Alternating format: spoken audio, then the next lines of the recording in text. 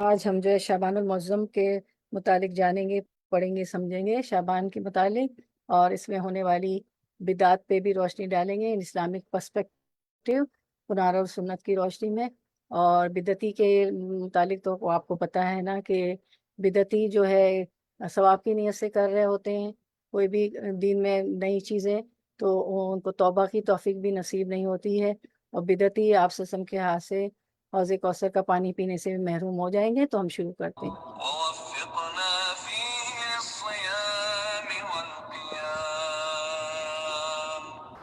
وجعلنا فيه من عتقائك من النار برحمتك يا أرحم الراحمين۔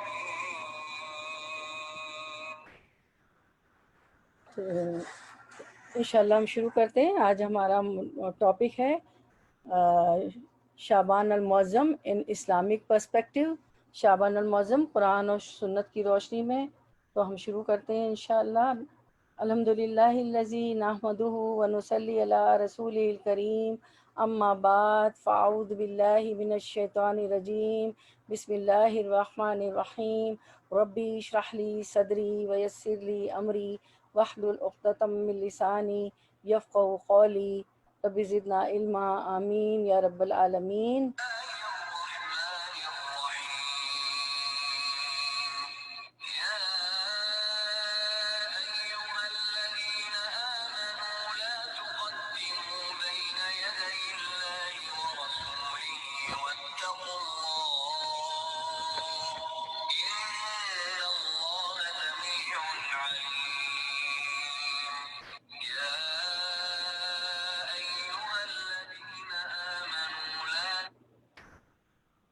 اے لوگو، یہ سورۃ الحجرات کی آیت نمبر 49 ہے۔ اے ایمان والو، اے ایمان والو، اے ایمان والے لوگو، اللہ اور اس کے رسول سے آگے نہ بڑھو اور اللہ سے ڈرتے رہا کرو، یقیناً اللہ تعالیٰ سننے والا اور جاننے والا ہے۔ پھر اللہ تعالیٰ دوسری آیت میں فرماتے ہیں،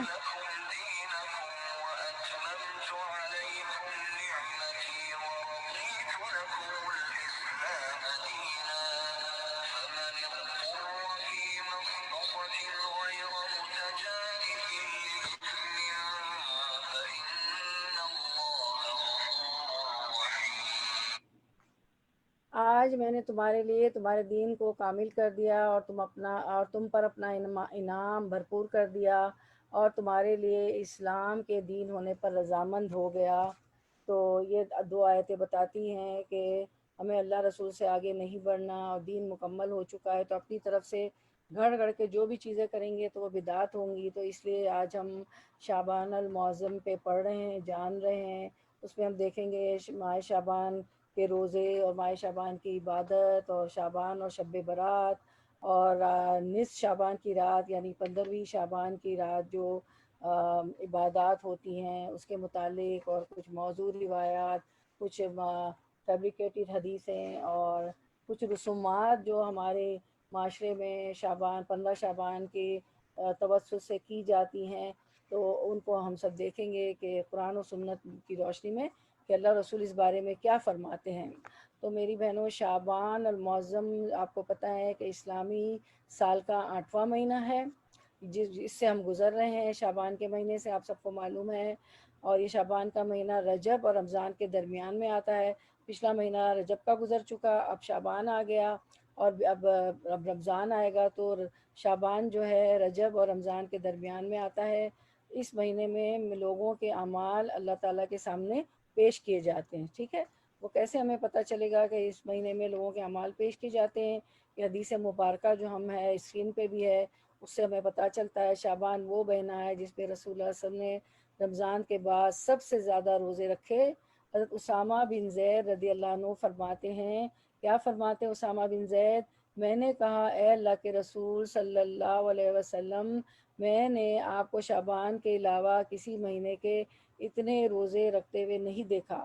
تو آپ صلی اللہ علیہ وسلم نے فرمایا، رجب اور رمضان کے درمیان یہ شعبان کا وہ مہینہ ہے جس کی فضیلت سے لوگ غافل ہیں۔ یہی وہ مہینہ ہے جس میں اعمال رب العالمین کے سامنے پیش کیے جاتے ہیں۔ بس میں پسند کرتا ہوں کہ جب میرے اعمال پیش ہوں، تو میں پسند کرتا ہوں کہ جب رب العالمین کے سامنے اعمال پیش ہوں، میرے اعمال پیش کیے جائیں تو میں روزے کی حالت میں ہوں۔ تو میری بہنوں، اس حدیث سے معلوم ہوا کہ شعبان کے پورے مہینے میں اعمال اللہ تعالیٰ کے سامنے پیش کیے جاتے ہیں۔ اس کے لیے کسی ایک دن کو مخصوص کرنا صحیح نہیں ہے کہ ہم 15 شعبان کی نصف شعبان کی رات کو مخصوص کر لیں۔ ام المومنین حضرت ام سلمہ رضی اللہ عنہا فرماتی ہیں کہ میں نے نبی کریم صلی اللہ علیہ وسلم کے، یہ حدیث مبارکہ ہے، میں نے نبی کریم صلی اللہ علیہ وسلم کو شعبان اور رمضان کے علاوہ پے در پہ روزے رکھتے ہوئے نہیں دیکھا۔ اور اسکرین پہ بھی آئے گی حدیث۔ ام المومنین حضرت عائشہ فرماتی ہیں رسول اللہ صلی اللہ علیہ وسلم روزے رکھتے چلے جاتے یہاں تک کہ ہم کہتے آپ روزہ رکھنا نہ چھوڑیں گے، اور آپ صلی اللہ علیہ وسلم روزے چھوڑتے چلے جاتے یہاں تک کہ ہم کہتے کہ آپ کبھی روزہ نہ رکھیں گے۔ میں نے رسول اللہ صلی اللہ علیہ وسلم کو رمضان کے علاوہ کسی ماہ کے مکمل روزے رکھتے نہیں دیکھا۔ یعنی رمضان میں مکمل روزے رکھتے تھے پورے رمضان کے، وہ تو سب کو فرض ہی ہے، لیکن کسی اور مہینے میں مکمل روزے نہیں رکھتے تھے پورے مہینے میں۔ اور میں نے آپ کو شعبان کے علاوہ کسی مہینے میں کثرت سے روزے رکھتے نہیں دیکھا۔ ان احادیث سے ماہ شعبان میں کثرت سے روزے رکھنے کی اہمیت کا ہمیں علم ہوتا ہے۔ تاہم پورے شعبان کے روزے صرف نبی صلی اللہ علیہ وسلم کے ساتھ ہی مختص تھے، جبکہ امت کو نصف شعبان کے بعد عمومی طور پر روزے رکھنے سے منع کیا گیا ہے۔ البتہ وہ افراد اس سے مستثنیٰ ہیں جو ایام بیض یا پیر یا جمعرات کے روزے رکھتے ہوں یا گزشتہ رمضان کے قضا روزہ رکھنا چاہتے ہوں۔ تو آپ صلی اللہ علیہ وسلم نے کیا فرمایا کہ 15 شعبان کے بعد روزے رکھنا چھوڑ دیے جائیں تاکہ ہمیں رمضان کے روزے رکھنے کی طاقت آ جائے۔ لیکن جو لوگ پیر اور جمعرات کے روزے رکھتے ہیں، جو رکھنا چاہتے ہیں، تو وہ پھر 15 کے بعد بھی اگر پیر جمعرات پڑ جاتا ہے تو رکھ لیں۔ تو ایام بیض کے روزے ہیں، چاند کی 13 14 15 کے روزے اگر پڑ جاتے ہیں تو وہ ابھی پڑ ہی گئے، ہم سب کا روزہ ہی ہے آج انشاءاللہ ایام بیض کا۔ تو ایام بیض تو 3 دن ہوتا ہے، 13 14 15، اور اس دفعہ تو بہت فائدہ تھا۔ ہماری ایک بہن کا مجھے فون آیا، ظاہر ہے وہ عبادت کر کے بتانا تو نہیں چاہتی ہیں، ان کا فون آیا کہ ہم کیا کریں، کیونکہ ہماری مسلم سینٹر کا کیلنڈر اور پرو مسلم کے کیلنڈر میں فرق ہو رہا ہے، ایک دن کا فرق آ رہا ہے۔ تو ہم تو چونکہ محلے کی مسجد کو فالو کرتے ہیں، رمضان کے روزے ہوئے، عید کا رمضان کی تراویاں ہوئی، عید بھی ہم جس کے محلے میں جو مسجد ہوتی ہے، تو ہم لوگ مسلم سینٹر کے پاس رہتے ہیں تو اس کے مطابق چلتے ہیں۔ تو اب فرق آ رہا تھا پرو مسلم ایپ میں اور ہماری مسجد کے تاریخ میں ایک دن کا فرق پڑ رہا ہے۔ جو کیلنڈر ہمارے گھروں پہ ہمارے جو ہسبینڈز لاتے ہیں، ہمارے مرد لاتے ہیں، یا اب تو وہ لوگ اس پہ واٹس ایپ پہ بھی بھیج دیتے ہیں۔ تو پھر ہم نے سوچا کہ جمعرات کا تو رکھ ہی رہے ہوتے ہیں، تو کل کا رکھا گیا۔ پھر آج جمعہ ہفتہ اتوار جو ہے ہمارا ایام بیض ہو جائے گا۔ تو اگر جو پرو مسلم سے چلتے ہیں یا جو اس سے چلتے ہیں اسلامی مسلم سینٹر سے، پھر ہم دوبارہ پیر منگل بدھ آ جائے، پھر جمعرات آ جائے گی، تو اس طرح 5 روزے ہو جائیں گے انشاءاللہ۔ جو رکھے ہیں، رکھنا چاہتے ہیں، رکھیں گے انشاءاللہ۔ تو اب ہم دیکھتے ہیں شعبان اور شب برات۔ اب شعبان میں آپ کو پتہ ہے کہ شب برات منائی جاتی ہے، تو اس کی ہم ذرا تفصیل دیکھ لیتے ہیں۔ نصف یعنی 15 شعبان کی رات عمومی طور پر شب برات کے نام سے منائی جاتی ہے میری بہنوں، جس کی کوئی دلیل قرآن و سنت میں موجود نہیں۔ نیز اس کے فضیلت کے بارے میں کسی روایت میں بھی لیلۃ البرات کا نام نہیں ملتا۔ کوئی لیلۃ البرات نہیں، کوئی شب برات، شب تو لیل ہو گئی نا، کوئی لیلۃ البرات شب قدر وہ نہیں ہے۔ اصل میں اب دیکھیں نا، اگر اس کو لیلۃ البرات اور شب برات بھی ہم کہہ رہے ہیں 15ویں شعبان کو، تو برات کے لفظی معنی اظہار بیزاری کے ہیں۔ آپ تو قرآن کی اسٹوڈنٹ ہیں، جیسے کہ اللہ تعالیٰ نے سورۃ التوبہ میں فرمایا براۃ من اللہ و رسولہ، سورۃ التوبہ آیت 1، اللہ اور اس کے رسول کی طرف سے بیزاری کا اظہار۔ اس آیت مبارکہ میں برات کا لفظ مشرکین مکہ سے بیزاری کے اظہار کے لیے استعمال ہوا ہے۔ بالفرض اس رات کو اس رات کی وجہ سے تسمیہ تسلیم بھی کر لیا جائے تو پھر سوال یہ پیدا ہوتا ہے کہ کون کس سے بیزاری کا اظہار کر رہا ہے۔ تو اللہ تعالیٰ کے رسول نے جو ہے کیا کیا تھا، مشرکین، اللہ اور اس کے رسول نے مشرکین مکہ سے بیزاری کا اظہار کیا تھا۔ تو اس کا نصف شعبان کی رات سے کوئی تعلق نہیں برات کا۔ تو نصف شعبان کی رات اور نزول قرآن۔ اچھا، اب ایسا ہوتا ہے کہ ایک آیت ہے سورۃ الدخان کی، 2 آیتیں ہیں، 3 اور 4۔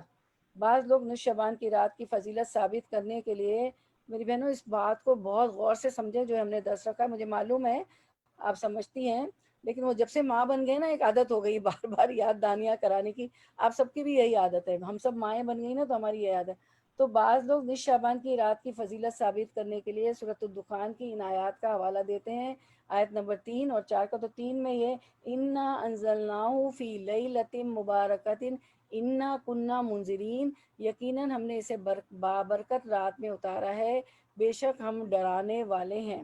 آیت نمبر 4 میں فرمایا ارشاد باری تعالیٰ فیہا یفر فیہا فیہا یفرق کل امر حکیم, اسی رات میں ہر ایک مضبوط کام کا فیصلہ کیا جاتا ہے. تو اب یہ ہوتا ہے کہ اس آیت کو لے کے لوگ کہتے ہیں کہ کیا کہتے ہیں کہ اس سے مراد نصف شعبان کی رات ہے, 15ویں شعبان کی 15ویں رات ہی ہے, یا اس سے مراد کوئی اور رات ہے لیلۃ المبارکہ کے. تو اگر اس کو اگر شب برات کہتے ہیں, لیلۃ المبارکہ کہتے ہیں 15ویں شعبان کی رات کو, 15 شعبان کی, اور عبادتیں کرتے ہیں اور دوسرے دن روزہ رکھتے ہیں, تو یہ سب بدعت ہے. تو اب ہم دیکھتے ہیں کس طرح یہ بدعت. لیلۃ المبارکہ کے بارے میں مفسر ابن کثیر لکھتے ہیں کہ اس مقام پر اللہ تعالیٰ نے قرآن مجید کے بارے میں فرمایا ہے کہ اس نے اسے مبارک رات میں نازل فرمایا, یعنی اس مقام پر ان آیات میں. اور مبارک رات سے مراد لیلۃ القدر ہے, جیسے کہ ارشاد باری تعالیٰ ہے سورۃ القدر آیت نمبر 1 جو کہ آپ دیکھ رہے ہیں اسکرین پہ, انا انزل بسم اللہ الرحمن الرحیم انا انزلناہ فی لیلۃ القدر, ہم نے اس قرآن کو شب قدر میں نازل کیا. اور یہ لیلۃ القدر رمضان کی رات تھی, جیسے کہ اللہ تبارک تعالیٰ فرماتے ہیں سورۃ البقرہ 185 شہر رمضان الذی انزل فیہ القرآن, رمضان وہ مہینہ ہے جس میں قرآن نازل کیا گیا. تو یہ جو ہے 15ویں شعبان جو سورۃ الدخان کی آیات سے لوگ ثابت کرتے ہیں وہ نہیں ہو سکتی. تو یہ تو صرف شب قدر رمضان میں ہی آتی ہے.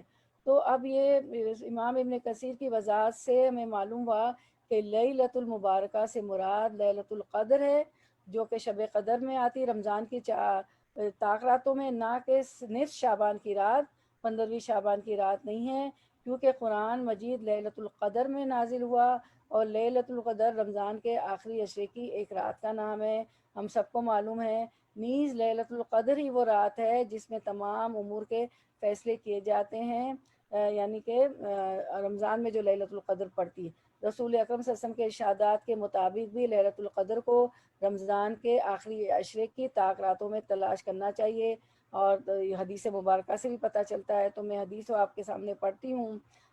قرآن سے تو ثابت ہو گیا کہ لیلۃ القدر جو ہے شب قدر جو ہے کب پڑتی, رمضان کے آخری طاق راتوں میں. تو حضرت انس رضی اللہ عنہ روایت کرتے ہیں کہ مجھ سے حضرت عبادہ بن صامت نے رضی اللہ عنہ نے بیان کیا کہ آپ صلی اللہ علیہ وسلم اس لیے نکلے کہ ہمیں شب قدر کے بارے میں بتائیں. اتنے میں وہ 2 مسلمان لڑ پڑے. تو آپ صلی اللہ علیہ وسلم نے فرمایا میں تمہیں شب قدر کے بارے میں بتانے کے لیے نکلا تھا, لیکن فلاں کے لڑنے سے بھول گیا, اور شاید تمہاری بھلائی اسی میں ہے کہ تم اس کو 21, 23, 25, 27, 29 میں تلاش کرو. ٹھیک ہے. تو یہ دیکھیں اب اس آیت سے بھی, اس حدیث مبارکہ سے بھی پتہ چلتا ہے کہ شب قدر جو ہے رمضان کے آخری عشرے میں 21, 23, 25, 27, 29 میں ہمیں ملتی ہے. ٹھیک ہے. نصف شعبان کی 15ویں شعبان کی رات جو ہے وہ شب برات نہیں ہے. ام المومنین حضرت عائشہ رضی اللہ عنہ فرماتی ہے کہ آپ رمضان کے آخری عشرے میں اعتکاف کرتے اور فرماتے رمضان کے آخری عشرے میں شب قدر کو تلاش کرو. ٹھیک ہے. تو اب اس سے ہمیں قرآن و حدیث سے واضح ہو گیا کہ تو سورۃ الخدا کے کب ہے شب قدر, صرف رمضان میں ہی ہے. نصف شعبان کی رات جو ہے شب برات وہ نہیں ہے کوئی رات. سورۃ الدخان کی آیت کی تفسیر اور صحیح حدیث مبارکہ سے لیلۃ القدر کے رمضان میں ہونے کی وضاحت کے بعد یہ دعویٰ درست نہیں ہے کہ القدر نصف شعبان کی رات ہے یا لیلۃ القدر لیلۃ المبارکہ 2 مختلف راتیں نہیں, رمضان کی طاق رات ہی لیلۃ القدر ہے. اب نصف شعبان کی رات کی جو عبادات ہیں ان کے بارے میں ہم دیکھتے ہیں کہ وہ کیا کرتے ہیں, کیا ہوتا ہے ہمارے معاشرے میں, کیا ہم نے روایتیں پالی ہیں. نصف شعبان کی رات کے حوالے سے بعض عبادات کا اہتمام کیا جاتا ہے جو شرعاً ثابت نہیں ہے. یہ عبادات نبی اکرم صلی اللہ علیہ وسلم اور صحابہ کرام کے دور کے بعد کی ایجاد ہیں۔ صحابہ کرام رضی اللہ عنہما امت کے بہترین لوگ تھے۔ اگر اس طرح کی عبادات پسندیدہ ہوتی تو وہ ان کو اپنانے میں پہل کرتے، ٹھیک ہے، انہوں نے ایسا نہیں کیا۔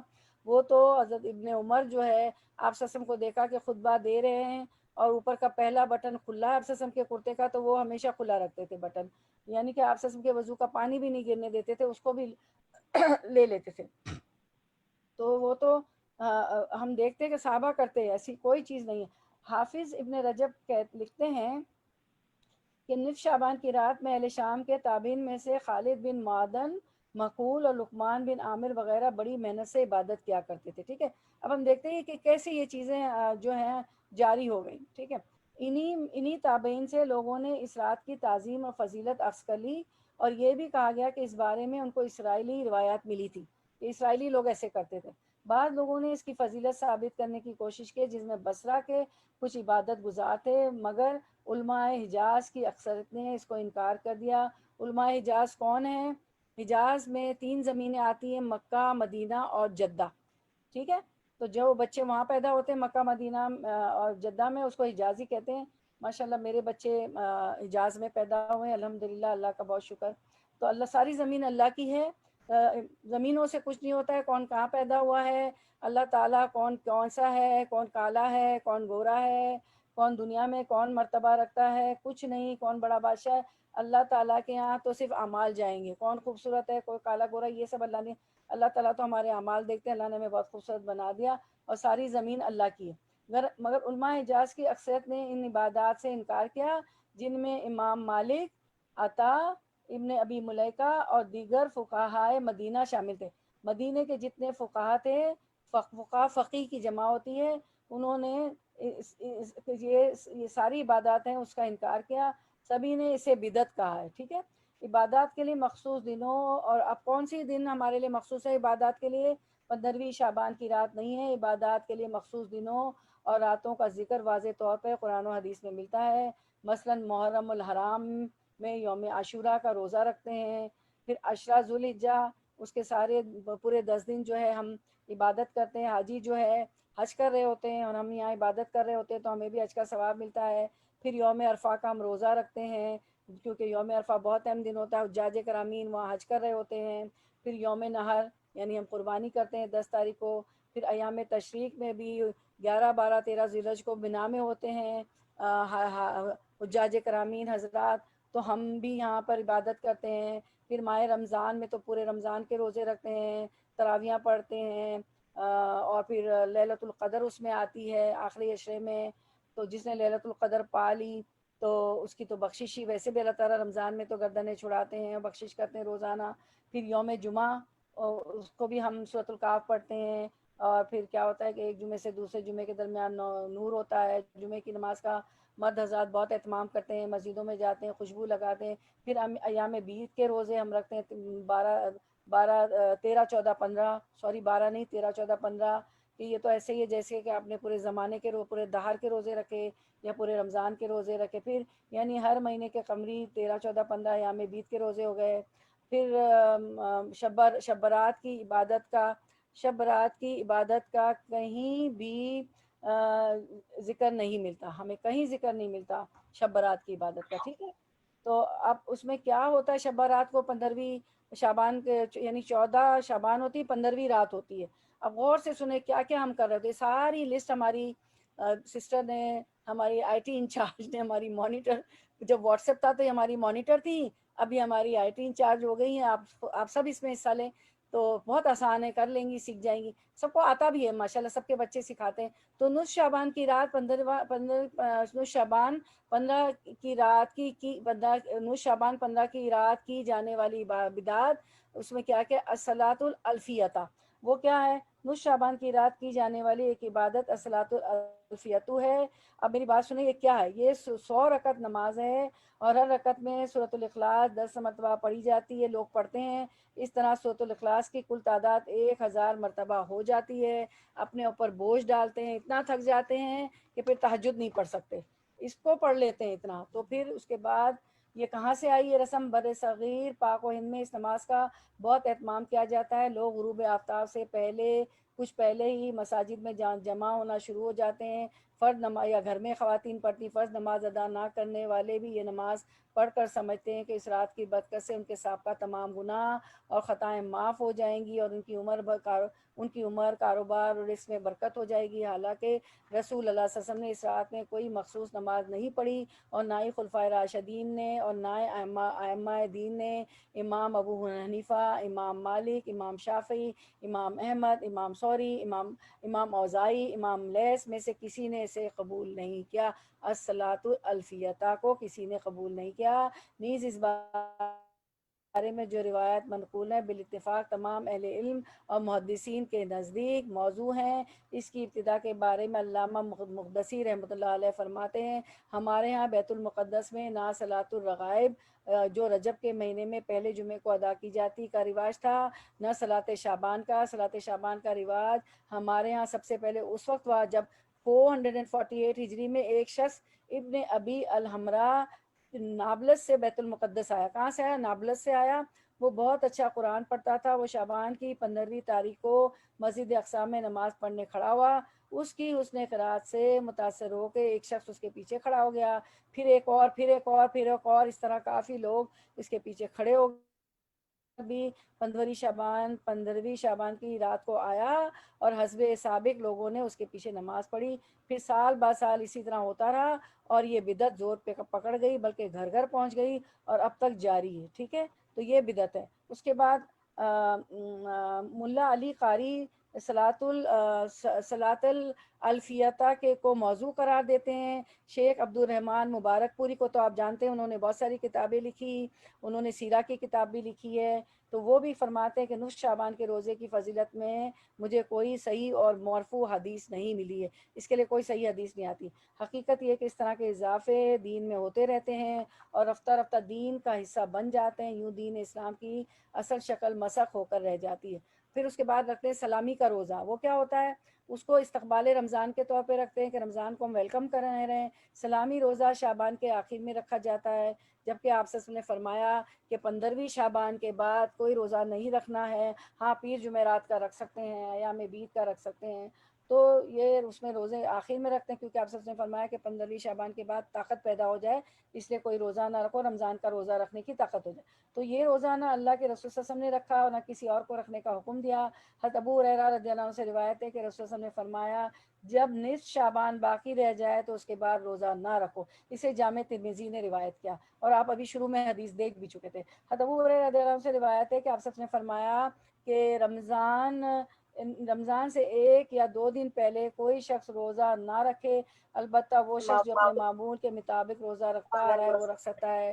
جو پیر جمعرات کا عادی ہو یا وہ رکھ لے، یعنی کسی کا فرض روزہ رہتا ہو تو وہ رکھ لے، یا وہ شخص جو پیر یا جمعرات کے مسنون روزے رکھتا ہے وہ دن رمضان سے پہلے آ رہے ہو تو ایسا شخص روزہ رکھ سکتا ہے. ابھی آپ کی قضا باقی ہے. ابھی یہ حتمی ایک وہ چیز نہیں ہوگی کہ 15 شعبان کے بعد آپ روزہ نہیں رکھ سکتی. اگر آپ کی منسٹریشن پیریڈ مینسس کی وجہ سے چلے جاتے ہیں روزے، اگر وہ باقی ہیں قضا روزے، تو وہ تو بہت ضروری ہے کہ رمضان سے پہلے رکھ لیں، تو اس کو آپ ضرور رکھ سکتے ہیں 15 کے بعد بھی اگر رہ گئے. ٹھیک ہے، 15 شعبان کے. اس کے بعد تیسری ایک بدعت ہے مخصوص اذکار و حلقے. نصف شعبان کی رات 15ویں شعبان کی رات لوگ مسجدوں میں حلقہ بنا کر بیٹھتے ہیں اور ہر حلقے کا ایک ذمہ دار ہوتا ہے.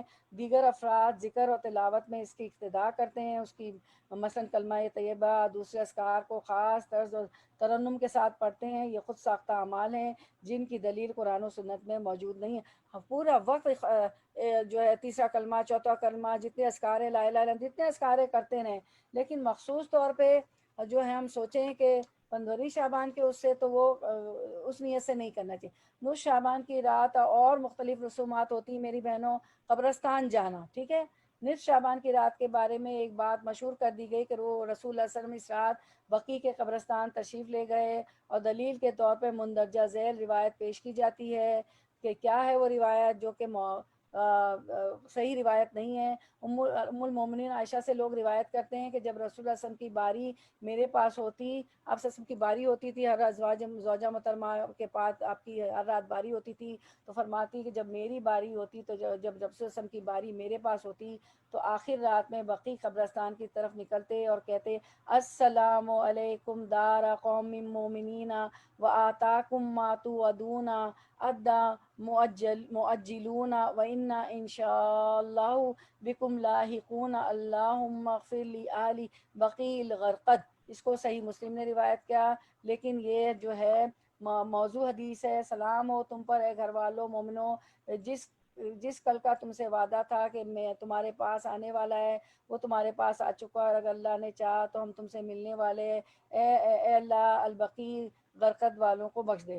اس حدیث سے رسول اللہ کا نصف شعبان کی رات کو خاص طور پر قبرستان جانے کا کوئی ثبوت نہیں ملتا، صرف یہ پتہ چلتا ہے کہ آپ اپنے معمول کے مطابق قبرستان گئے تھے۔ آپ معمول کے مطابق چلے گئے تھے جبھی تو یہ حدیث ہے، لیکن اس کو جوڑ دیا نصف شعبان سے، ٹھیک ہے، یہ صحیح مسلم کی حدیث ہے۔ اس کا نصف شعبان سے آپ خاص طور پہ 15ویں شعبان کی رات نہیں گئے تھے۔ اس کے بعد ایک اور بدعت ہوتی ہے قبر پر لکڑی گاڑنا۔ قبر پر لکڑی گاڑ کر مردے کے حسب حال کپڑے پہنائے جاتے ہیں اور اس مردے سے باتیں کی جاتی ہیں، دعائیں اور گریہ وزاری کی جاتی ہے۔ ان اعمال کا دین سے میری بہنوں کوئی تعلق نہیں۔ پھر روحوں کی واپسی، ایک اور بدعت۔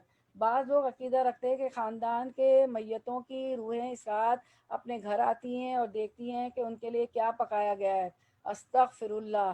چنانچہ لوگ مٹھائیاں، حلوے اور دیگر اشیاء بنانے کا اہتمام کرتے ہیں، انہیں گھروں میں مخصوص مقامات پر رکھا جاتا ہے تاکہ میت کی روح وہاں آ کر خوش ہو۔ اس طرح گھروں کو صاف کیا جاتا ہے۔ یہ من گھڑت اور بے بنیاد باتیں ہیں، کیونکہ قرآن اور سنت کے مطابق نیک روحیں علیین میں ہیں اور بری روحیں سجین میں ہوتی ہیں۔ ان روحوں کا یہ حصار توڑ کر دنیا میں آ جانا گویا اللہ کے قانون کی خلاف ورزی ہے، کیونکہ یہ تو ایسا مانا کہ حصار توڑ کے آ گئی، وہ تو وہاں سے روحیں آ ہی نہیں سکتی ہیں حصار توڑ کے اپنا، تو یہ اللہ کے اصول کے، اللہ کے قانون کے خلاف ورزی ہے کہ وہ علیین سے اور سجین سے کیسے آ گئی۔ نیک روح علیین میں اور بد روحیں سجین میں، تو اور قرآن بھی ہمیں بتاتا ہے، سورۃ المومنون آیت 160 دیکھیں اسکرین پہ، وَمِن وَرَائِهِمْ بَرْزَخٌ إِلَىٰ يَوْمِ يُبْعَثُونَ، اور ان کے پیچھے دوبارہ اٹھائے جانے کے دن تک ایک پردہ ہے، یعنی کہ موت کے بعد جو ہے کہاں ہوں گی ہم لوگ، کہاں ہوگی ہمارے جسم، عالم برزخ میں، یعنی کہاں ہوگی، قبر میں ہوں گے ہم لوگ، قبر میں ہوں گے۔ یعنی بعض لوگوں کا خیال یہ کہ جب تک شب برات کا موقع پر ختم کی رسم ادا نہ کی جائے تو میت کا شمار مردہ میں نہیں ہوتا، وہ تو مردہ ہے، آلریڈی میت مردہ ہے اور اس کی روح معلق رہتی ہے۔ یہ بھی ایک غلط عقیدہ ہے، کسی کی روح معلق نہیں ہے۔ موت جب نزاع و سکرات کا وقت آیا، جہاں کنی ہو گئی، اسی وقت فرشتے موجود تھے، ملک الموت بھی موجود تھے، ان کے ہیلپر فرشتے بھی موجود تھے، انہوں نے جو ہے ملک الموت نے جان نکالی اور پلک جھپکنے کی بھی مدت تک اس روح کو جو ہے فرشتوں نے ملک الموت کے ہاتھ میں نہیں رہنے دیا، اسے لے لیا، اور کفن لائے تھے نیک روح کے لیے، خوشبو والا کفن، اور وہ آسمانوں پہ لے گئے اس کو، اور پھر وہ ساری آپ کو حدیث مبارکہ پتہ ہے۔ پھر جو ہے وہ نیک روح کو اللہ تعالیٰ کہتے ہیں کہ زمین میں لے جاؤ، میں زمین سے ہی اٹھاؤں گا۔ اسی طرح بری روح کے ساتھ تو آسمانوں میں اس کو کہا جاتا ہے کہ خبیث کی روح ہے، بڑی بدبو آتی ہے، بدبو آ رہی ہے، بہت بدبو اس میں ہوتی ہے، اس کے لیے بدبودار کفن بھی لایا جاتا ہے، اس کو سجین میں ڈال جاتا ہے۔ تو یہ بھی ایک غلط عقیدہ ہے جس کا ثبوت قرآن مجید اور حدیث مبارکہ میں نہیں ملتا کہ وہ گھروں پہ آتی۔ یہ ہمیں ملا ہے حدیث اور قرآن سے کہ جو ابھی میں نے سارا پڑھ کے بتایا۔ اس کے بعد ایک اور بدعت ہے کہ مردوں کی عید۔ بعض لوگ نصف شعبان کو مردوں کی عید کہتے ہیں، ان کے مطابق عید الفطر زندوں کی عید ہے جبکہ شب برات مردوں کی عید ہے۔ اگر کوئی مر جائے تو شب برات کا فاتحہ دلائے بغیر کوئی خوشی کا دن نہیں منایا جا سکتا، یہ بھی ایک من گھڑت بات ہے، ٹھیک ہے۔ تو شب برات کے دن جو ہے کچھ بھی نہیں مردوں کے لیے وہ کرنا۔ حلوہ پکانا، تو کیا تھا، بعض لوگ نصف شعبان کو مردوں کی عید کہتے ہیں، ان کے مطابق عید الفطر زندوں کی عید ہے جبکہ شب برات مردوں کی عید ہے۔ اگر کوئی مر جائے تو شب برات کی فاتحہ دلائے بغیر کوئی خوشی کا دن نہیں منایا جا سکتا، یہ بھی ایک من گھڑت بات ہے۔ اس کے بعد حلوہ پکانا، نصف شعبان کے دن حلوہ پکا کر تقسیم کرنا بھی ایک ضروری امر بن چکا ہے۔ سوجی کا حلوہ الائچیاں ڈال کے اتنا خوبصورت خوشبودار بناتے ہیں، اور اس فعل میں عوام کی اتنی بڑی تعداد کسی طرح کے بھی حلوے سوجی کا بھی بن رہا ہوتا ہے، کوئی کون سا۔ اس فعل میں عوام کی اتنی بڑی تعداد شامل ہے کہ عقل حیران رہ جاتی ہے، اور وہ لوگ دلیل یہ دیتے ہیں کہ رسول اللہ صلی اللہ علیہ وسلم کے دندان مبارکہ جنگ احد میں شہید ہوئے تھے تو ان کو حلوہ بنا کر کھلایا گیا تھا، حالانکہ جنگ احد تو شوال میں ہوئی ہے اور آپ کا دندان مبارک تو شوال میں شہید ہوا تھا، ٹھیک ہے، اور حلوہ شعبان میں پکایا جاتا ہے، یہ بھی بدعت ہے۔ بعض لوگ ویسے آپ پکا لیں، ہم پکا لیتے ہیں، ویسے کوئی حرج نہیں، روز پکتا ہے ماشاءاللہ۔ بعض لوگ کہتے ہیں کہ حضرت اویس کرنی رحمۃ اللہ علیہ نے رسول اللہ صلی اللہ علیہ وسلم کی محبت اور اتباع میں دانت شہید کیے اور انہوں نے حلوہ کھایا، اس روایت میں بھی کوئی صداقت نہیں میری بہنوں۔ اس طرح کی بے بنیاد باتوں کی ایک طویل فہرست پائی جاتی ہے۔ اس کے بعد چراغاں و آتش بازی چھوٹے پیمانے پہ بھی ہوتی ہے، بڑے پیمانے بھی ہوتی ہے۔ ہمارے ملکوں میں لوگ بھوک سے مر رہے ہیں، جابیں نہیں ہیں، پینڈیمک کی وجہ سے بہت ساری پریشانیاں آ گئی ہیں، بیمار ہیں لوگ، ڈاکٹر کے پیسے نہیں ہیں، لیکن چراغاں ہوگا۔ گھروں، چھتوں، مسجدوں اور درختوں اور قبرستانوں وغیرہ پر چراغاں کرنا، قندیلیں روشن کرنا، پٹاخے چھوڑنا، آتش بازی کرنا، پوری رات اس کھیل تماشے کے ساتھ جاگ کر گزارنا۔ پھر اس میں کیا ہوتا ہے، عشاء بھی گئی، اس میں تہجد، جو کہ تہجد کے وقت کتنا فضیلت کا وقت ہے کہ اللہ تعالیٰ دعا ضرور قبول کرتے ہیں، وہ سارا وقت گیا۔ کھیل تماشے، آتش بازی، چراغاں نصف شعبان کی رات میں ایک معمول بن چکا ہے۔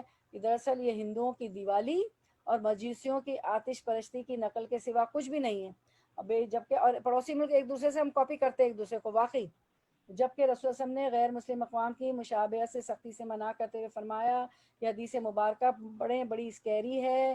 اسکرین پہ دیکھیں کیا فرمایا اللہ کے رسول نے، من تشبہ بقوم فہو منہم، جو کسی قوم کی مشابہت اختیار کرتا ہے انہی میں سے۔ اگر ہم ان قوموں کی جو کہ مسلمان نہیں ہیں ان کی مشابہت کرتے ہیں، ان کو دیکھتے ریچولز بناتے ہیں، رسمیں کرتے ہیں، تو پھر ہم انہی میں سے ہیں۔ اللہ نہ کرے، استغفر اللہ استغفر اللہ۔ اور پھر بدعتی تو کیونکہ ثواب کی نیت سے کر رہا ہوتا ہے تو وہ توبہ بھی نہیں کرتا، اور اسے تو توبہ بھی وہ نہیں کرتا ہے کہ وہ سمجھتا ہے میں ثواب کرتا ہوں۔ اب کچھ ضعیف روایات ہمیں ملتی ہے نصف شعبان کی رات کی فضیلت سے متعلق، جو روایات بیان کی جاتی وہ نہایت ضعیف ہیں، جس سے استدلال کرنا کسی صورت درست نہیں۔ مثلا حضرت انس رضی اللہ عنہ فرماتے ہیں کہ نبی کا سب سے دریافت کیا گیا کہ ماہ رمضان کے بعد کس ماہ میں روزہ رکھنا افضل ہے، تو آپ سب نے فرمایا ماہ رمضان کی تعظیم میں شعبان کا روزہ۔ پھر دریافت کیا کہ کس ماہ میں صدقہ و خیرات کرنا افضل ہے، آپ سب نے فرمایا ماہ رمضان میں صدقہ کرنا۔ امام ابن الجوزی اس حدیث کو صحیح نہیں کہا کیونکہ اس کا ایک راوی صدقہ بن موسیٰ درست نہیں۔ ابن حبان نے کہا کہ صدقہ جب روایت کرتا ہے تو حدیثوں کو الٹ کر دیتا ہے۔ امام ترمذی نے کہا کہ محدثین کے نزدیک صدقہ قوی نہیں ہے، اس کے علاوہ یہ روایت ابو ہریرہ کی صحیح حدیث کے مخالف ہے جس میں بیان ہے کہ ماہ رمضان کے بعد افضل روزہ محرم کا ہے۔ ام المومنین حضرت عائشہ رضی اللہ عنہا سے روایت ہے کہ میں نے ایک رات نبی کریم صلی اللہ علیہ وسلم کو بستر سے گم پایا۔ یہ بھی جو ہے ضعیف روایت ہے جو میں پڑھ رہی ہوں، تو میں نے کہا ساری ہم پڑھ لیتے ہیں کہ کون سی ضعیف روایت پہ عمل ہو رہا ہے اور کون سی بدعتیں کری جا رہی ہیں اپنی طرف سے گھڑ گھڑ کے۔ ام المومنین حضرت عائشہ رضی اللہ عنہا سے روایت ہے کہ میں نے ایک رات نبی اکرم صلی اللہ علیہ وسلم کو بستر سے گم پایا، میں نے آپ کی تلاش میں نکلی تو دیکھا کہ آپ صلی اللہ علیہ وسلم بقیع میں ہیں، بقیع غرقد کا قبرستان۔ جو لوگ گئے ہیں مکہ مدینہ گئے انہوں نے، آپ کو پتہ ہے بقیع ہے، سب کو ویسے بھی سب کو پتہ ہے۔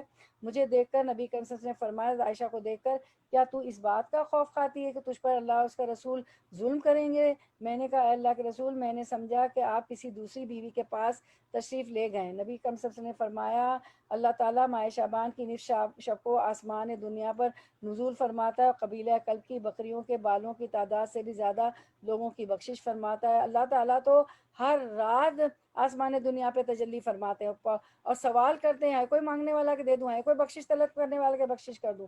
امام ترمذی نے کہا کہ ام المومنین حضرت عائشہ رضی اللہ عنہا کی اس حدیث کو ہم حجاج کی سند سے جانتے ہیں، اور میں نے امام بخاری رحمۃ اللہ علیہ سے سنا ہے کہ یہ حدیث ضعیف ہے۔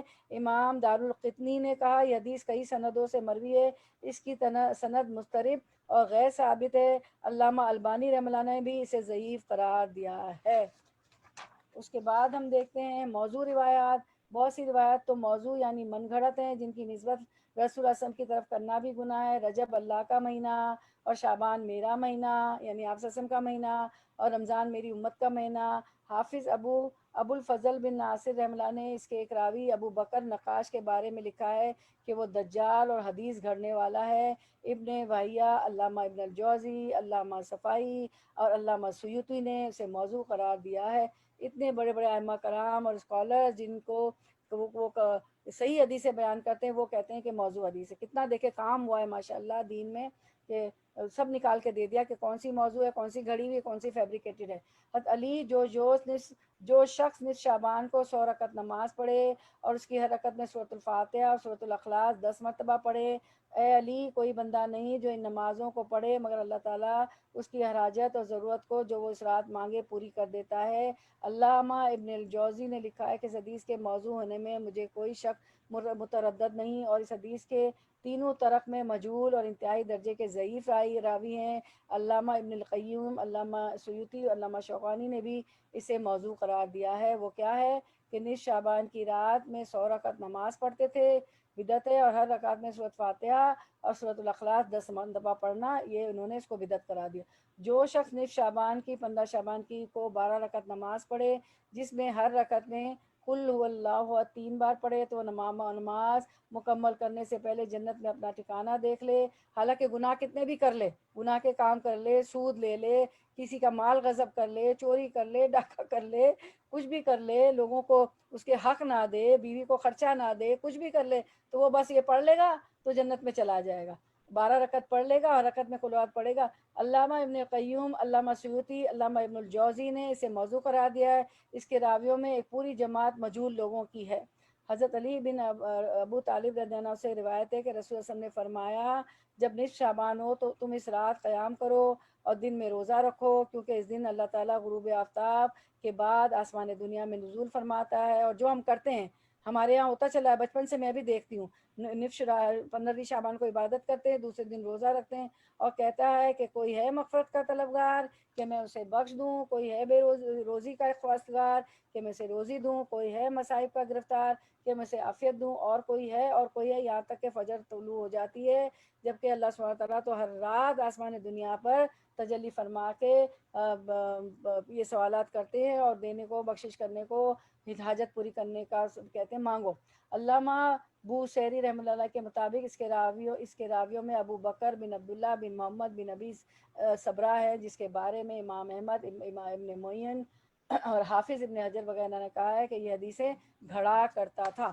ان لوگوں کو سب پتہ ہے کون گھڑا کرتا تھا، کون موضوع۔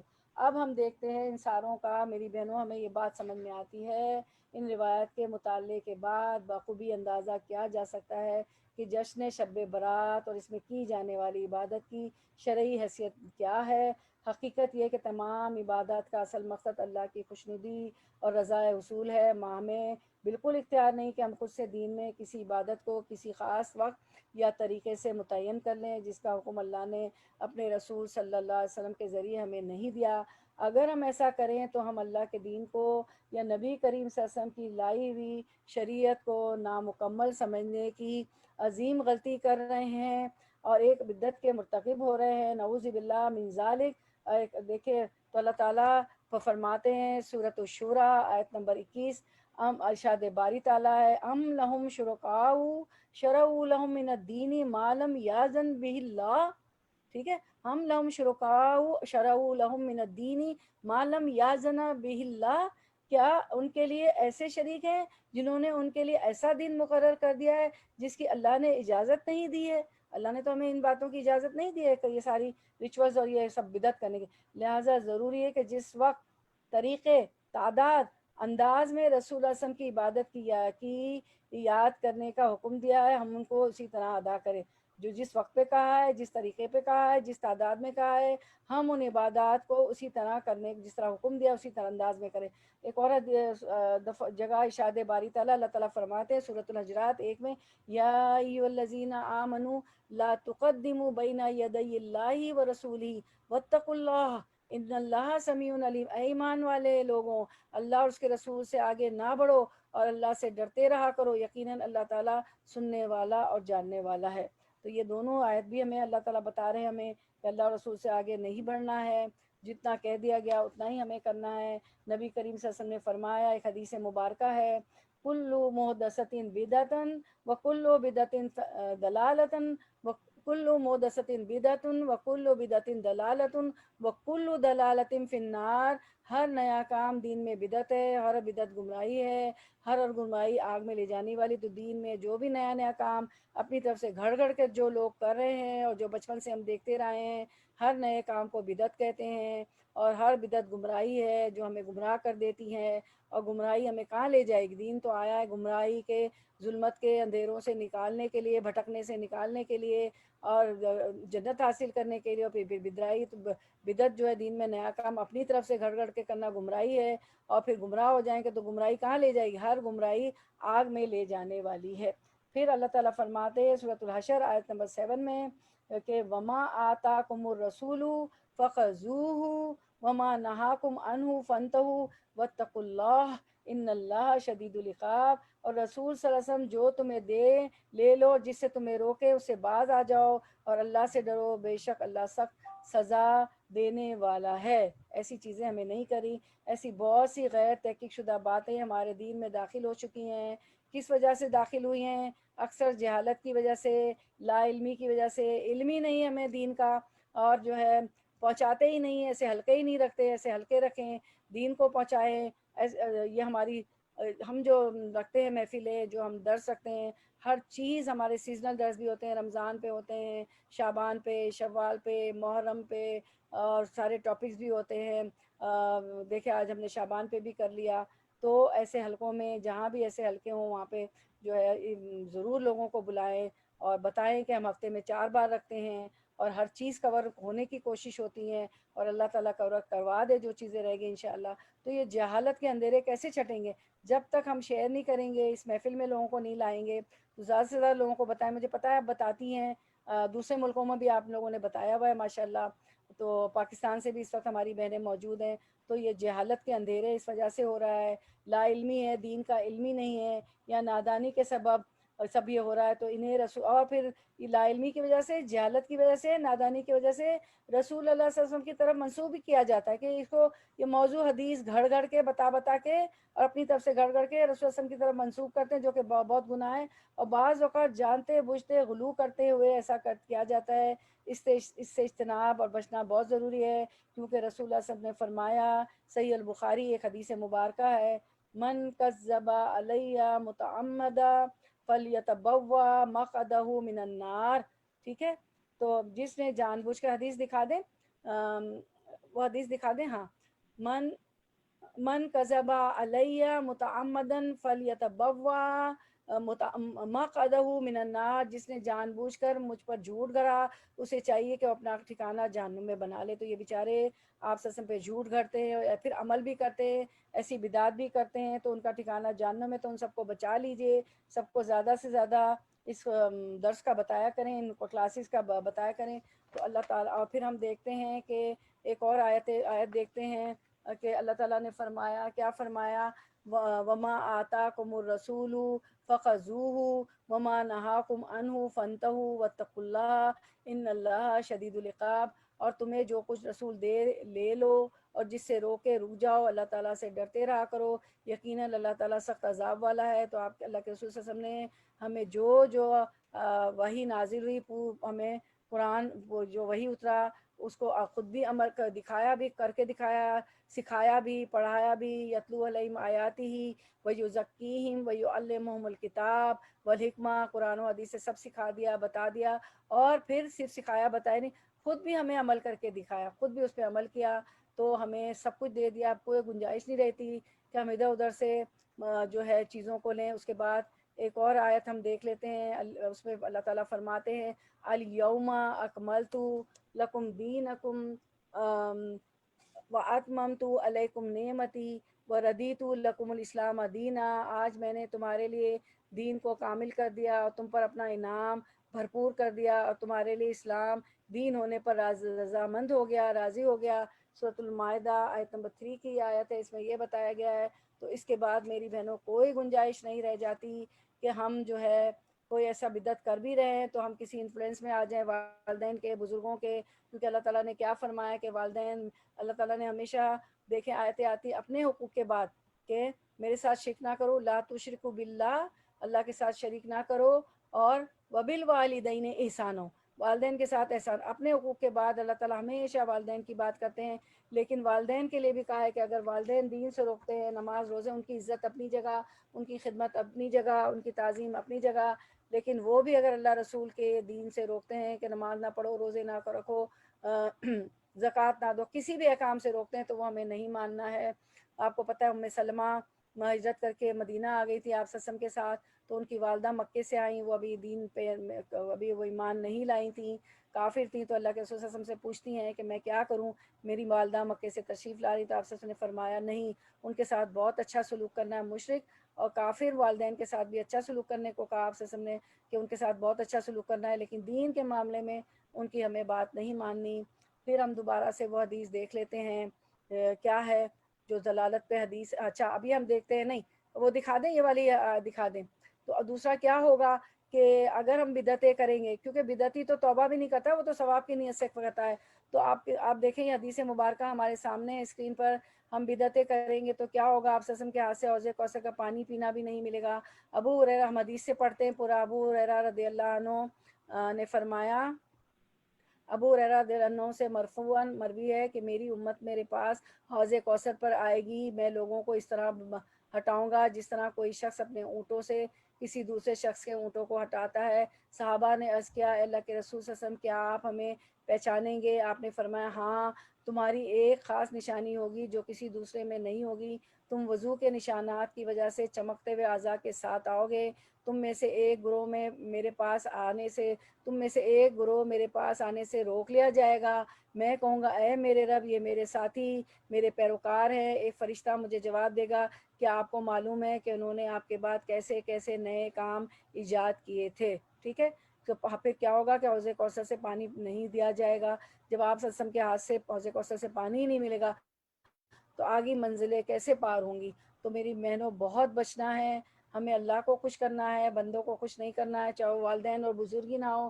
اب جو لا علمی میں ہو گیا اس کے لیے بہت زیادہ توبہ استغفار کرتے ہیں اور کریں گے، کرتے رہیں گے کہ وہ تو لا علمی میں ہو گیا، کیونکہ بچپن میں دیکھا تھا انڈیا پاکستان میں تو کرتے چلے آئے تھے، انڈیا پاکستان بنگلہ دیش میں نے اس طرح کی بدعت، یہ جو ابھی چراغاں کی بات ہوئی تھی نا، تو آپ لوگوں نے بھی دیکھا ہوگا، میں نے اپنی بزرگوں کو، اللہ تعالیٰ ان کو معاف کر دے، میری والدہ کو، خالہ کو، نانی کو، تمام جتنی بھی ہمارے گھر جتنے بھی گھر تھے سارے، میں نے یہ دیکھا تھا، ممبئی میں بھی میں نے دیکھا، اپنے بچپن میں جانے کا اتفاق ہوا تھا، اور میں نے کراچی میں بھی دیکھا پوری عمر کے بچپن میں، خیر شادی کے بعد تو نہیں معلوم کیا ہوا، تو اور کیا بتاتے بھی تھے ہم تو کہ بھئی ہمیں پتہ چل گیا ہے دین اور یہ نہیں ہونا چاہیے، بدعات ہیں، تو وہ مٹی کے چھوٹے چھوٹے جس کو کوڑی، مٹی کی کوڑی کہتے تھے، مٹی کے چھوٹے چھوٹے برتن ہوتے، پیالے ہوتے، اس میں تیل ہوتا تھا، پھر وہ اس کی بٹی بنائی جاتی تھی، روئی کی، آپ سب کو یاد ہوگا، روئی کی بٹی بنائی جاتی تھی، اس کو جلایا جاتا تھا، اگربتی لوبان بہت جلتا تھا کہ ابھی روح آئے گی،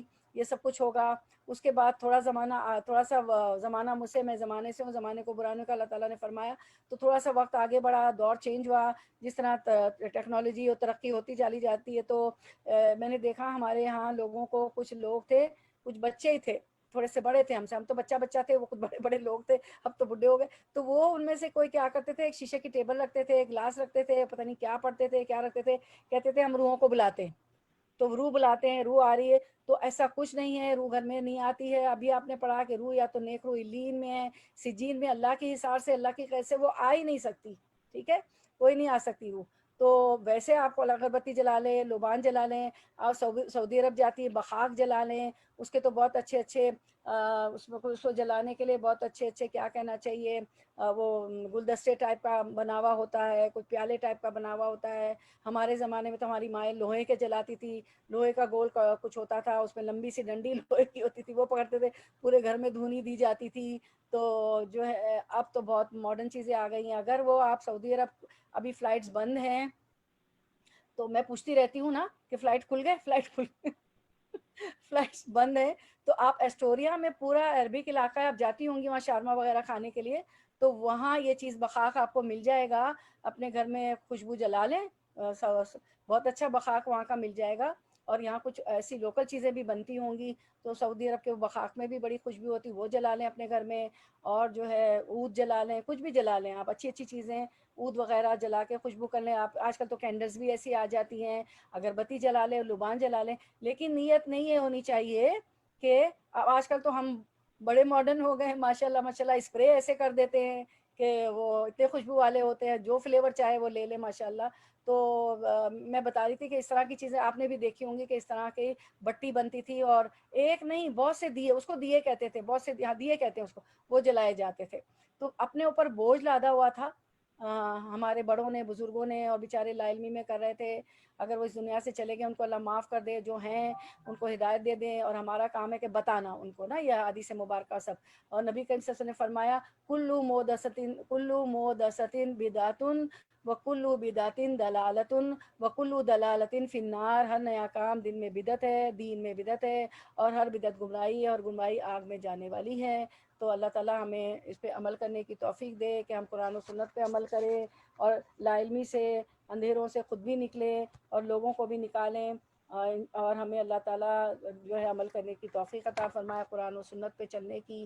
تو ابھی 5 منٹ ہیں آپ کے پاس، تو جلدی سے کچھ چیزیں دیکھ لیتے ہیں کہ ان بدعات کے بجائے آپ یہ بتائیں. مجھے معلوم ہے اسکرین شاٹ بھی لیتی ہے، مجھے بہت خوشی ہوئی، کچھ بہنوں نے بتایا کہ ہم اسکرین شاٹ لیتے ہیں، آگے فارورڈ کرتے ہیں گھر والوں کو، دوستوں کو.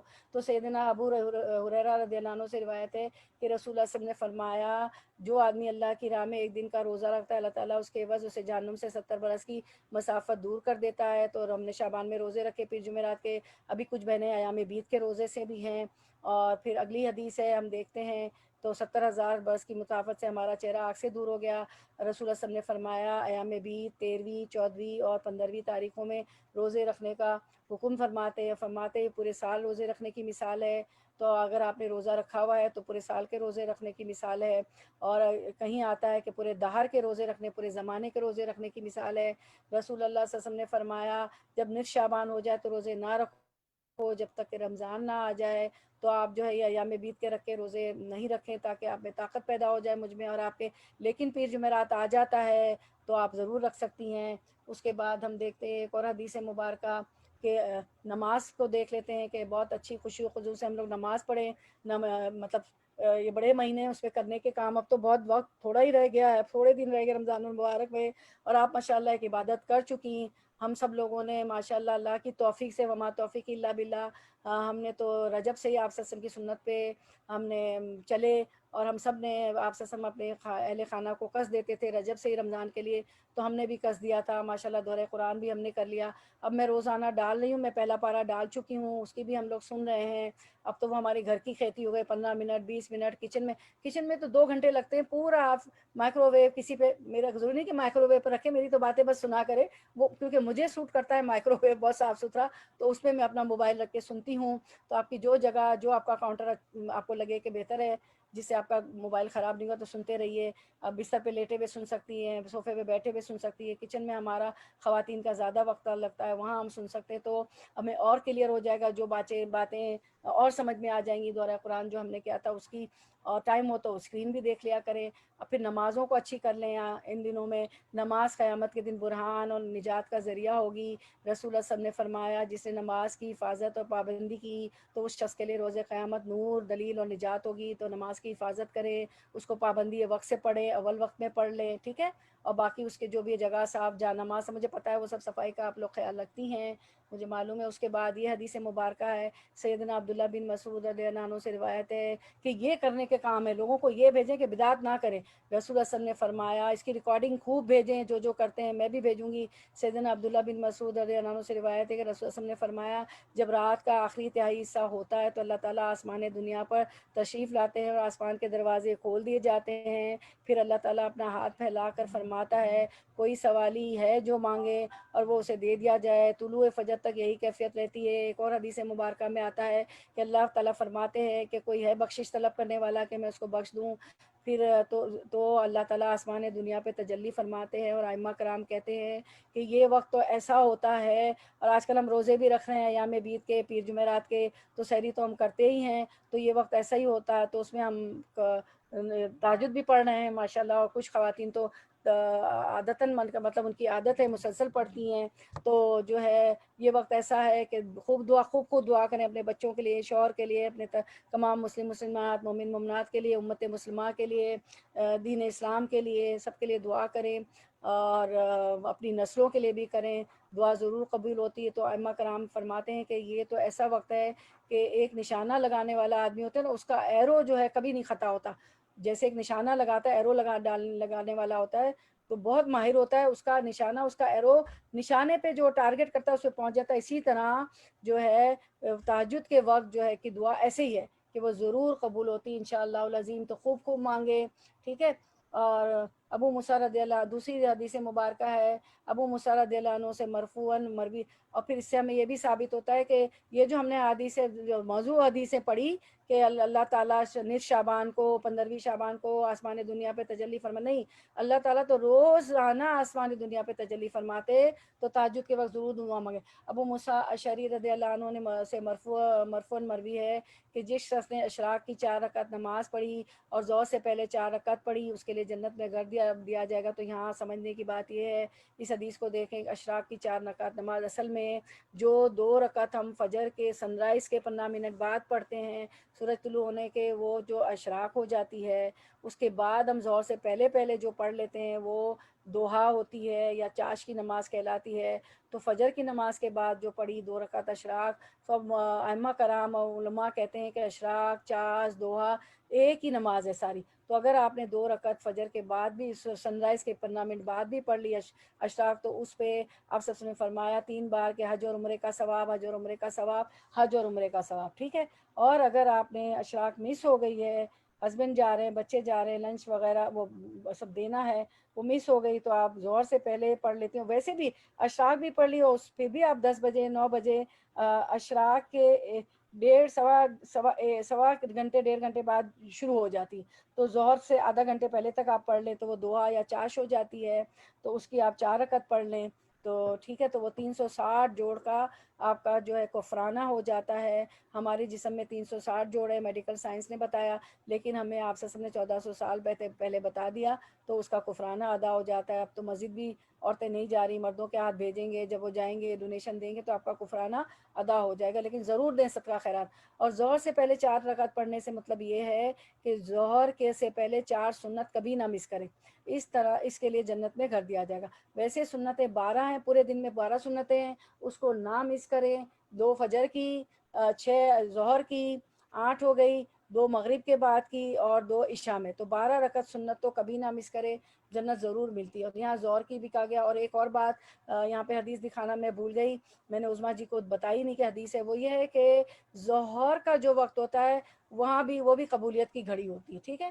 تو ظہر کے وقت بھی خوب دعا مانگا کرے اور اول وقت میں نماز پڑھ لیں. رسول اللہ صلی اللہ علیہ وسلم نے فرمایا جس شخص کی اثر چھوٹ گئی گویا اس کے اہل و عیال تباہ ہو گئے اور اس کے مال و اسباب لٹ گئے. اس کو صلاۃ الوسطیٰ کہا ہے قرآن نے. تو صلاۃ الوسطیٰ نہ چھوڑیں کیونکہ اثر کے وقت بہت ہی اچھا ٹائم ہوتا ہے. انسان چائے پیتا ہے، بازار جاتا ہے، محفلیں بھی جم رہی ہوتی ہے تو چائے وغیرہ کی، تو قیلولہ کر کے اٹھتا ہے انسان، فریش ہوتا ہے. تو کہیں بھی جائیں، بازار وغیرہ، کسی کے گھر بھی، تو یہ آپ ایسی بن جائیں، ربانی بن جائیں کہ جہاں نماز نہ ہو رہی وہاں بھی نماز پڑھا دیں. وہ ریا دکھاوے میں نہیں آئے گا، کیونکہ آپ کی نیت تو ہوگی یا نماز نہیں ہو رہی تو میں پڑھ لوں. تو ضرور عصر کی نماز پڑھیں، تو ضرور جہاں نہیں ہو رہی وہاں تو ضرور پڑھیں کہ ہمیں دیکھ کے لوگ بھی پڑھ لیں. اور ایسا ہوتا ہے میری بہنوں. ایک دن میں اسکائی وی مال گئی افاق کے ساتھ بہت عرصہ پہلے. تو اب ہم سوچیں نماز کہاں پڑھیں. اور پھر میں نے کہا چلو یہ بینچ ہے افاق، میں تو ویسے ہی بیٹھ کے پڑھتی ہوں، میں نے وہاں پڑھ لی. تو یقین کریں کچھ عورتیں تلاش میں تھیں، جیسے انہوں نے دیکھا ہم پڑھیں، کچھ عرب عورتیں تھیں، کچھ اور عورتیں تھیں، وہ آ گئیں اور انہوں نے بھی ہمارے ساتھ کھڑی ہو گئیں اور نماز دوسروں کی بھی ہو گئی. حالانکہ ان کو بیچارہ کچھ دفعہ بات یہ ہوتا ہے انسان کی سمجھ میں نہیں آ رہا تھا، جب ایک آدمی کوئی جگہ بنا لیتا ہے تو دوسرا آ جاتا ہے، تو اس کا بھی فائدہ، تو دوسروں کے ثواب بھی ہمیں اس کو تو ملے گا، ہمیں بھی ثواب ملے. ہم بہت محتاج ہیں، بہت گناہ گار ہیں. چھوٹی چھوٹی نیکی سے بھی پرہیز نہ کرے. آپ سے نے فرمایا کہ کھجور کے اوپر جو چھال ہوتی ہے اس کے برابر نیکی کرنے کے بھی سوال جو ہے گریز نہ کریں، اس کے برابر بھی نیکی کر ڈالیں. پتہ نہیں کون سی نیکی اللہ کو پسند آ جائے جو جنت میں لے جائے. اور اللہ تعالیٰ نے کہا جنت کو انتی من رحمتی، تو میری رحمت میں سے جس کو چاہوں جنت میں ڈال دوں. تو کون سی نیکی اللہ کو پسند ہے؟ نماز گناہوں کی بخشش کا ذریعہ ہے، تو نماز اول وقتوں میں پڑھے، بہت توجہ دیں، خشوع و خضوع سے پڑھے. رسول اللہ صلی اللہ علیہ وسلم نے فرمایا بندہ جب نماز کے لیے کھڑا ہوتا ہے اس کے سارے گناہ لا کر اس کے کندھے پر رکھ دیے جاتے ہیں، تو جب بھی وہ رکوع کرتا ہے سجدہ کرتا ہے تو اس کے گناہ اس سے گر جاتے ہیں. جیسے ہی وہ جھکتا ہے تو کندھے سے گناہ گر جاتے ہیں. سبحان اللہ. تو گناہ بھی معاف ہو جائیں گے. پھر بہت زیادہ قرآن پڑھیں، تجوید سے پڑھیں، تفسیر سے پڑھیں. اور ہماری تو ریکارڈنگ بھی ابھی میں نے بات کی کھجور کی چھال کی، تو اس پہ 3 طرح سے بہت تفصیل سے وہ آیات آئی تھیں، اور کھجور کی چھال کو ہم نے بہت تفصیل سے پڑھا ہے. اس پہ 3 طرح کا ذکر تھا، اور اسکرین پہ بھی آپ نے دیکھا ہے. تو کیونکہ اللہ ابن عباس سے مروی ہے کہ جو قرآن پڑھتا ہے وہ ارذل العمر کی طرف نہیں لوٹایا جاتا ہے. اور اسی لیے اللہ تعالیٰ کا فرمان ہے ثم رددناه اسفل سافلین الا الذین آمنوا. فرمایا الذین قرأوا القرآن، سو سوائے ان لوگوں کے جنہوں نے قرآن پڑھا، وہ ارذل العمر بڑھاپے کی طرف نہیں جائیں گے، وہ سٹھیاں نہیں جائیں گے. ایک بوڑھا ہمیں آپ نے دیکھا ہوگا کہ بعض دفعہ انسان تنگ آ جاتا ہے، بوڑھے والدین کو دیکھا ہوگا ایک ایک بات کو ریپیٹ کرنا، ایک ایک بات کو بار بار پوچھنا. بعض بیچارے ایسے ہو جاتے ہیں کہ میں نے کھا لیا کہ نہیں کھا لیا، مجھے دوبارہ کھانا دو. ایسا بھی میں نے دیکھا کہ میری ایک کزن تھی، وہ بیچاری کہتی تھی میں کیا کروں، میرے ہسبینڈ جو اتنے بیمار ہو گئے، خود سخت بڑھاپا آ گیا، وہ کھانا کھا کے بولتے تم نے تو مجھے دیا ہی نہیں. یعنی اس طرح کی سامنے والے کے لیے پریشانی بن جانا کہ وہ کام ہوا نہیں. تو اللہ تعالیٰ انشاءاللہ ہمیں قرآن کو پڑھیں سمجھ کے، تجوید سے، اس سے سب سے پڑھیں، تو اللہ تعالیٰ ہمیں ارذل العمر کو نہیں پہنچائیں گے. آپ اسمارٹ رہیں گی، خوبصورت رہیں گی. بچے اور میاں تو چاہتے ہیں کہ ہم بوڑھے نہ ہوں، خاص طور پہ دماغی طور پہ نہ سٹیائیں کہ لوگوں کو ہم پریشان کر دیں. انشاءاللہ رسول اللہ صلی اللہ علیہ وسلم نے فرمایا صدقہ رب کے غصے کو بجھا دیتا ہے، بری موت سے بچاتا ہے. خوب صدقے دیا کرے. آج تو آن لائن بھی صدقہ ہو جاتا ہے. یہ زکوٰۃ کے علاوہ کی بات ہو رہی ہے. ٹھیک ہے، ٹھیک ہے. اور پھر درود شریف کا بہت ورد رکھیں، بہت زیادہ درود شریف پڑھیں. جمعے کا دن ہے آج، تو آپ کو پتہ ہے درود شریف آپ سے سب کو پہنچایا جاتا ہے. ایک درود پڑھنے سے 100 رحمتیں آ جاتی ہیں. پھر سورۃ القاف بھی آپ نے پڑھ لی ہے آج مجھے پتہ ہے، اور درود شریف بھی پڑھا. آج ابھی بھی جمعہ کا دن باقی، خوب درود شریف پڑھیں. جس نے جمعے کے دن سورۃ القاف پڑھی اس کے قدموں کے نیچے سے لے کر آسمان تک نور پیدا ہوتا ہے، جو قیامت کے دن اس کے لیے روشن ہوگا، اور اس دونوں جمعوں کے درمیان والے گناہ معاف کر دیے جائیں گے. تو خلاصہ یہ ہے کہ یہ ساری چیزیں بتانے کا، خود بھی، میرے لیے بھی، آپ کے لیے بھی، کہ ہم بدعت نہ کریں. ہم تو کرتے نہیں انشاءاللہ، اور اگر کسی کے انفلوئنس میں بھی آئے تو نہ کریں. تو نصف شعبان کی رات یا پورے شعبان کے مہینے 15ویں شعبان کو یہ بدعت کی بجائے یہ ہم سب نیکیاں روز کریں. جو جتنا ہم نے سب پڑھا بہت بریف بتایا گیا، لیکن آپ زیادہ بھی اذکار، ذکر اذکار، زیادہ قرآن سب پڑھ سکتی ہیں انشاءاللہ. ٹھیک ہے، تو زیادہ سے زیادہ پڑھیں. چلے پھر ہم اس پہ کنکلوڈ کرتے ہیں. تو ہم وہ سن لیتے ہیں انشاءاللہ. کیا سن لیتے ہیں؟ اچھا، دعائیں. ادونی استجب لکم. چلیں تو ہم دعا سن کر لیتے ہیں. اچھا، پھر کیا کریں؟ نیکی کریں. ادفع باللتی یا آسن. کیا کریں کہ برائی کو بھلائی سے دفع کریں. کوئی برائی کر رہا ہے تو اس کے ساتھ بھلائی کریں، اس کو گفٹ دیں، اس سے اچھی طرح پیش آئیں. ٹھیک ہے، کوئی نئی بات کر رہا ہے اس کو فون کر لیں. بڑے مہینے ہیں تاکہ عبادت قبول ہوں. گناہ سے نیکیاں مشکل لگتی ہیں، جبکہ توبہ سے نیکیاں آسان ہوتی چلی جاتی. خوب توبہ استغفار کریں تو آپ کے لیے نیکیاں بھی آسان ہو جائیں گی. حسن اخلاق کے اعلیٰ نمونے کے طور پر اگر دوسرا اچھا نہیں کر رہا، آپ اچھا کرنا شروع کر دیں، کیونکہ یہ آیت بتا رہی ہیں ادفع. کیا بتا رہی ہے آیت؟ پڑھے ادفع باللتی یا آسن، تو ہمیں اچھا سلوک کرنا ہے. جی ٹھیک ہے. اس کے بعد ہم دیکھتے ہیں دعائیں دیکھ لیتے ہیں کہ خوب دعائیں کریں. تو دعا کر جو اللہ سے دعائیں مانگتے رہتے ہیں، اس کے بارگاہ میں توبہ کرتے رہتے ہیں، تو اس کی بارگاہ میں توبہ کرتے رہتے ہیں، خوشحالی اور تکلیف میں بھی ثابت قدم رہتے ہیں. اور جب تکلیف ٹل جاتی ہے تو بھی وہ اللہ کے ہی بن جاتے ہیں. مشکل حالات میں زیادہ سے زیادہ اللہ کی طرف رجوع کرنا چاہیے، گڑ گڑا کر دعائیں مانگنی چاہیے. اللہ کے آگے رونے سے بھی بہت سی مشکلات آسان ہو جاتی ہے. تو آج سے یہ سب کام کرنے کے کام ہیں ہمارے. ٹھیک ہے. اگلا اسکرین. ہاں، رسول اللہ صلی اللہ علیہ وسلم نے فرمایا تم اللہ سے دعا مانگو اور اس یقین کے ساتھ مانگو کہ تمہاری دعا ضرور قبول ہوگی، اور اچھی طرح جان لو کہ اللہ تعالیٰ بے پرواہی اور بے توجہی سے مانگی ہوئی غفلت اور لہو لعب میں مبتلا دل کی دعا نہیں قبول کرتا. تو اس لیے بہت توجہ سے دعا مانگیں. ٹھیک ہے.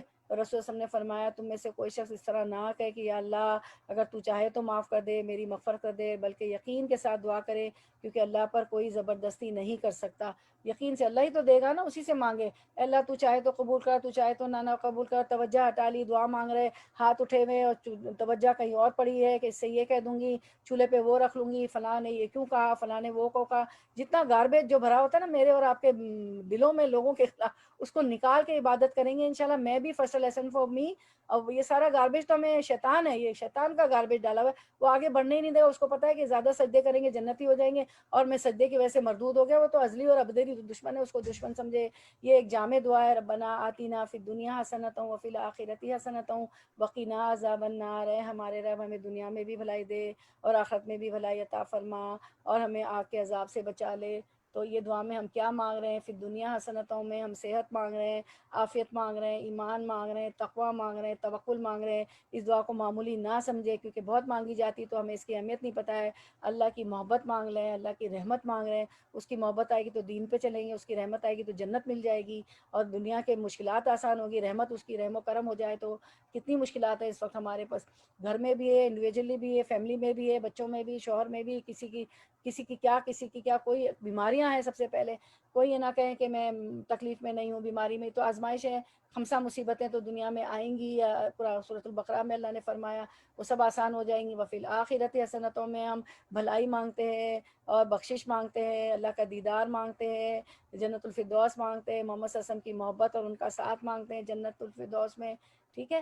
پھر اب بہت زیادہ دعا کیا کرے، اللہم انک عفو تحب العفو فاعف عنی، اے اللہ بے شک تو معاف کرنے والا ہے، معاف کرنے کو پسند کرتا ہے، بس مجھے معاف فرما دیں، کیونکہ عائشہ رضی اللہ عنہ نے فرمایا کہ اگر میں رمضان پالوں، آخری عشرہ پالوں تو میں کیا دعا کروں، تو آپ صلی اللہ علیہ وسلم نے فرمایا تھا کہ یہ دعا کیا کرو، اللہم انک عفو تحب العفو فاعف عنی، اور اپنے لیے انی مجھے معاف کر دے، لوگوں کے لیے، اپنے گھر والوں کے لیے انا ہم سب کو معاف کر دے، ٹھیک ہے۔ چلے ہم اس پہ کنکلوڈ کرتے ہیں، تو تھوڑی سی ہم نے پڑھ لیا کہ ہم کیا کریں، بدعت کی بجائے لوگوں کو کیا کہیں، کیا کرو، تو یہ انشاءاللہ آگے بڑھائی گا یہ ریکارڈنگ بھی، اور اس کی ریکارڈنگ ہم نے الگ سے انشاءاللہ۔ چلے درود شریف پڑھ لیتے ہیں، ایک ایک درود شریف پہ 10 رحمتیں نازل ہوتی ہیں، تو انشاءاللہ درود شریف پڑھتے ہیں ہم لوگ۔ اللہم صلی علی محمد وعلی آل محمد کما صلیت علی ابراہیم وعلی آل ابراہیم انک حمید مجید، اللہم بارک علی محمد وعلی آل محمد کما بارکت علی ابراہیم وعلی آل ابراہیم انک حمید مجید۔ سبحان ربک رب العزت عما یصفون وسلام علی المرسلین والحمد للہ رب العالمین۔ ربنا تقبل منا انک انت السمیع العلیم وتب علینا انک انت التواب الرحیم، وآخر دعوانا ان الحمد للہ رب العالمین۔ سبحانک اللہم وبحمدک نشہد ان لا الہ الا انت نستغفرک ونتوب الیک۔ السلام علیکم ورحمۃ اللہ وبرکاتہ۔ جزاک اللہ خیراً کثیراً کثیرا۔ انشاءاللہ آج منڈے ہے اور وینسڈے کو حاضر خدمت ہوں گے ہمارے، بس وہ روٹین اب درس شروع ہو گئے، ہفتے میں جو 3 دن منڈے وینسڈیز اور فرائیڈیز اردو کا، اور انگلش کا جو سیٹرڈیز کو ہوتا تھا انشاءاللہ، ٹھیک ہے۔ تو اب ہم روٹین میں آ گئے انشاءاللہ، اور بس اللہ تعالیٰ جو ہم نے پڑھا سمجھا، جو چھوٹے موٹے اذکار جو کچھ، اسے زیادہ کرنے کے علاوہ توفیق عطا فرمائے شعبان میں، رمضان میں انشاءاللہ، اور ہمیں جنت الفردوس میں جگہ دے دے، آگ کے عذاب سے بچائے، ہم سب کی مشکلیں پریشانیاں اللہ تعالیٰ دور کر دے، اور ہمیں اپنا دیدار بھی نصیب کرے، آمین یا رب العالمین۔ چلیں آپ لوگوں کو کوئی بات رکھنی ہو نصف شعبان سے متعلق، بدعت سے متعلق، تو آپ رکھیں، ورنہ